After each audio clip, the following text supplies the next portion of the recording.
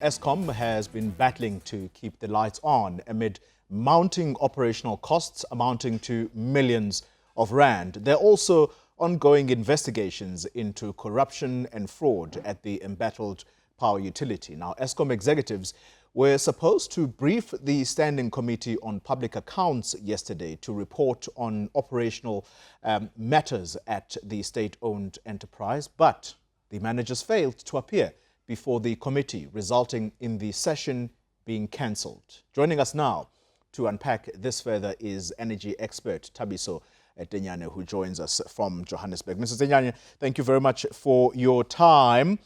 Your thoughts on why Eskom executives would snub the parliamentary committee scoper? Look, it will be difficult to put one reason. I do think that they are in the middle of a process of putting a proper report in front of the authorities. As we know that they just got the tariff increase being approved. And I think it is prudent of them to go there when they are ready to do so. It is unfortunate that they couldn't pitch yesterday, but from a timing perspective, Toli, let's look at it. Yeah. They are also anticipating to hear what our Minister of Finance is going to say in regard to them in their space. And therefore, then when they go to the committee, they go knowing that this particular commitment and role that government must play, it is now being agreed to. Well, but we're told that this is not the first time they are doing this. In fact, yesterday, the Minister of Public Enterprises, Pravin Gordhan, came to their defense, talking about how they would never intentionally do such a thing. Why is this behavior something that looks to become regular? Surely that doesn't endear the man who is leading the charge in turning around Eskom, Andre Tireta.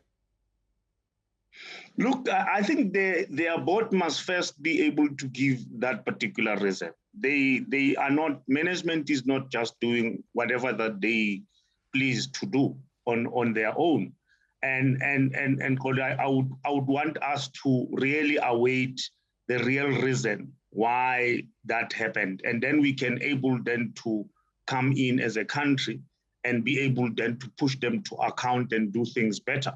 Yeah. Because to me is just lack of planning. As I'm saying that, how do you go today and say whatever that you say to the portfolio committee, and while the Minister of Finance will be pronouncing on certain decisions which hinges to their plan in order to then restructure themselves. Yeah. So from a timing perspective, I do think that let's look at it overall, but let's get to tell them it is unacceptable for an utility of the only utility actually of a country to behave in the manner in which they have behaved.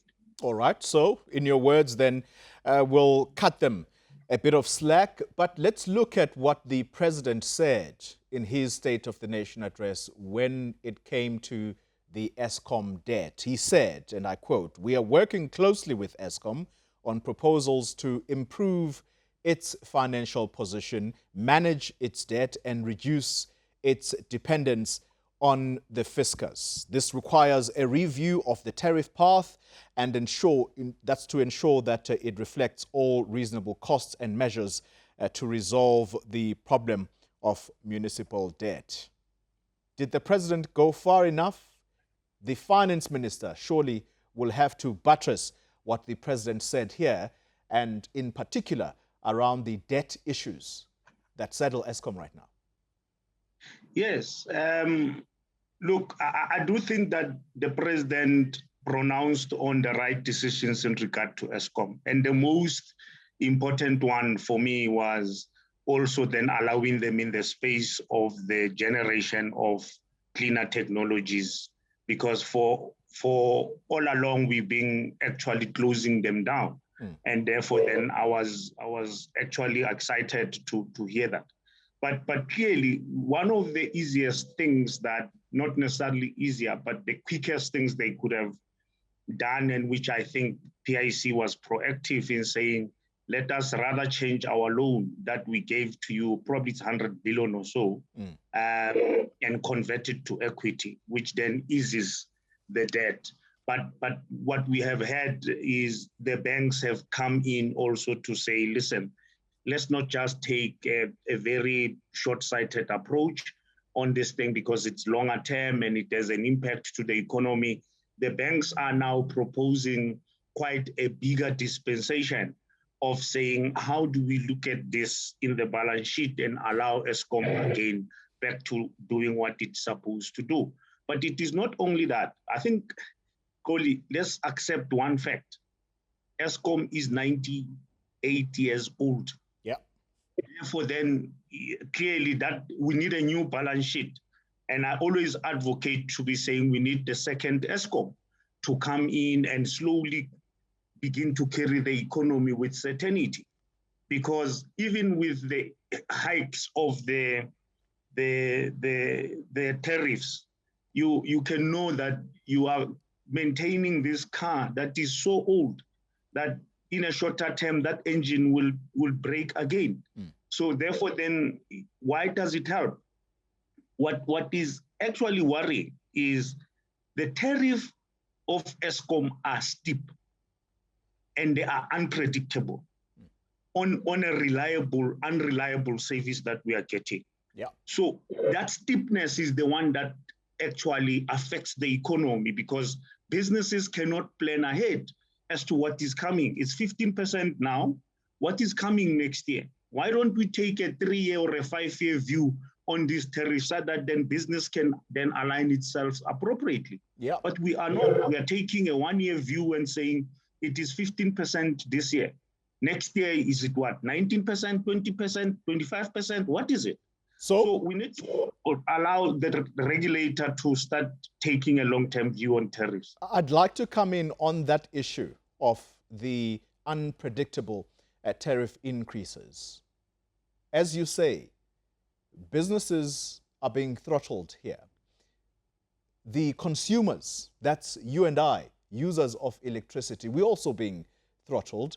How in the world is business expected to operate and operate profitably in an environment like this where you have a monopoly in the form of Eskom that can determine prices at will? Of course, we know that they have to go to the regulator to get this approved, but surely this can't be sustainable. And more importantly, it cannot be, it simply is not, it's not enticing to the investor. More so, it is not at all. Look, on a comparative basis, does not mean that Eskom is the most expensive utility in regard to electricity in the world, comparably so. However, it is the steepness of their increases that is disruptive to the business and the unpredictability thereof that needs to come to an end now, right?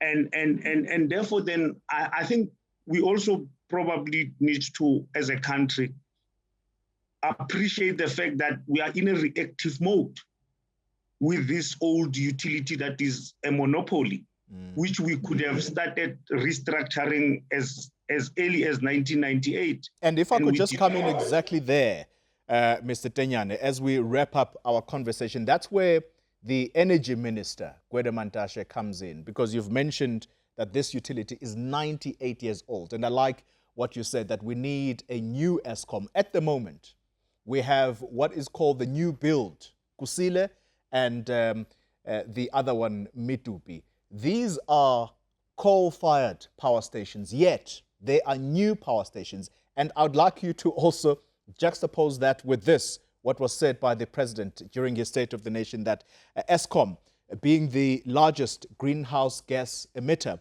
has committed in principle to net zero emissions by 2050. Does that even align? Does that make sense? That you have these coal-fired power stations that are new, that are being built, yet, on the other hand, you are committing to zero emissions, greenhouse emissions, by 2050. How does that work in a country that is well endowed with coal, by the way? Look, let's interpret that term net zero emissions. What needs to happen, you need to appreciate that my coal fire stations emit this type of emissions, and therefore then I'm going to grow other technologies that then balances that. It is not necessarily that if you want to reach a net zero emission in 2050, it means you must shut down all your coal. Because one of the things that we do not probably understand very well is as you decommission your coal fire station, you need double what you are going to do or triple what you are going to do, because solar only works during the day. In the evening, what are you going to do? So the balance of that needs to be done in a manner that the oil majors, for instance, are also being caught up in the same situation, where they are saying every time you start your car, you are now giving the carbon oxide on the road. But what are they now doing? They are saying parallel to that, we will also be doing renewable energy projects to show to the country and the climate that we are balancing it to a net zero. So it is going to be possible. All right. Thabiso Tenyane, energy expert, thank you very much for your time.